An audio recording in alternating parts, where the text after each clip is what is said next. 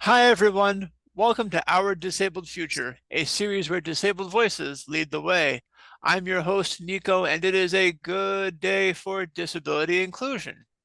Each day during Disability Pride Month and beyond, I'm amplifying real disabled stories, where we are, where we want to go, and how the heck we're going to get there.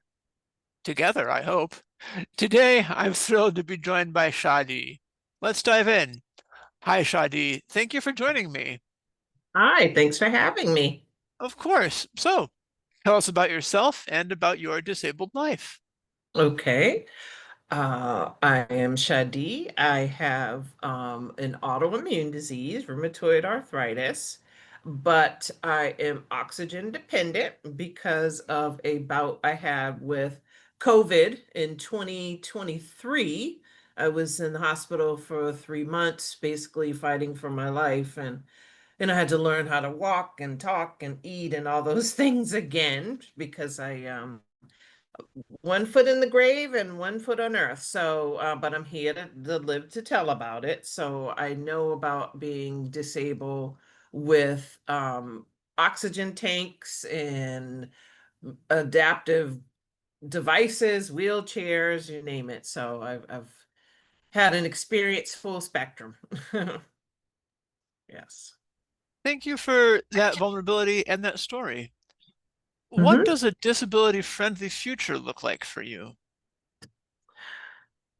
Well, one I think is just acceptance from the larger able community, realizing that we basically want to continue to do things like everybody else. I mean, I know that for me, like I said, I wasn't born disabled, but I've been disabled for 20 something years, and I've just the accessibility to things can be hard. I mean, I know I like to do different things like outside. Oftentimes, while raising my children, I've needed to have, like I said, assistive devices and wheelchairs, and we like to do outdoor outings, and a lot of things are not accessible. And it's just really frustrating because I want people to know that we want to be outside like everybody else. I want to be at the Renaissance Festival. If I have to be in a wheelchair, fine, but I want it to be somewhere where I mean, I want things to be where it's accessible to all. And I don't think a lot of people realize accessibility unless they either have the lived experience or a loved one. So, which is okay. I'm not bashing anybody, but I know that just, you know, be more empathetic to different lived experiences on the earth. 100% empathy will get us a really long way.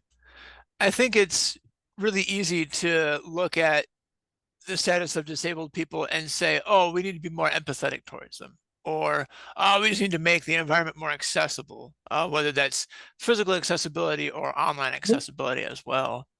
Mhm, I think it's more difficult if we talk about how we bring that future about. How do we build mhm, that tomorrow that we want to see?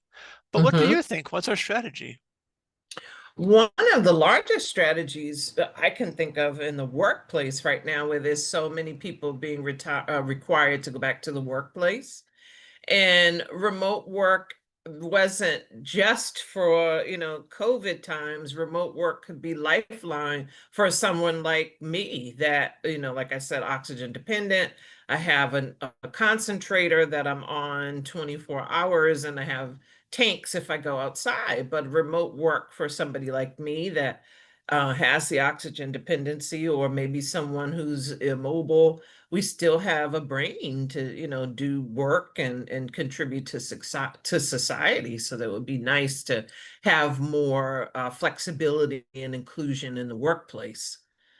That's a huge one because about 70 to 80% of the disabled community is unemployed, and that's just not acceptable.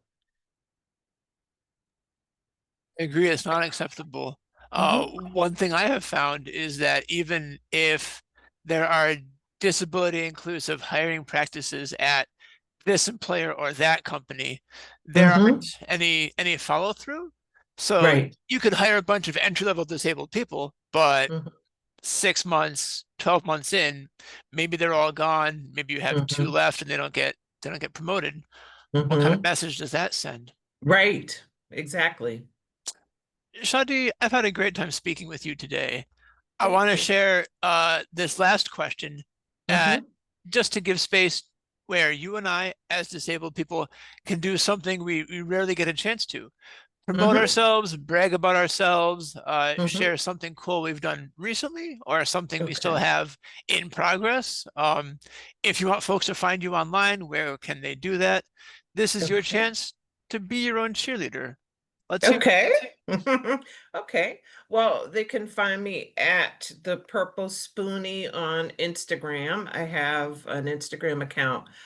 I'm in the process of one day building my blog up and just my experience, like I said, a lived experience of being on oxygen is a whole different thing than with my RA. So I would love to just document that and build community for people that are still, pretty, I don't want to say young and active. I'm not trying to sound ableist, but that are, I see that there's not a lot of community for people that aren't senior citizens that are oxygen dependent. And I know there must be people in my space that are still actively working, actively parenting, and all those kinds of things. So just I would love to build a community with other parents or people that are in that kind of life stage. Thank you so much. I'm happy to put that link in the video description when I post Hmm. this video. Fantastic. All right, folks, tune in next time. Remember, this is our disabled future, and we're building it one day at a time together. Wherever you go, whatever you do, I'm rooting for you, and I can't wait to see what you do next. Bye.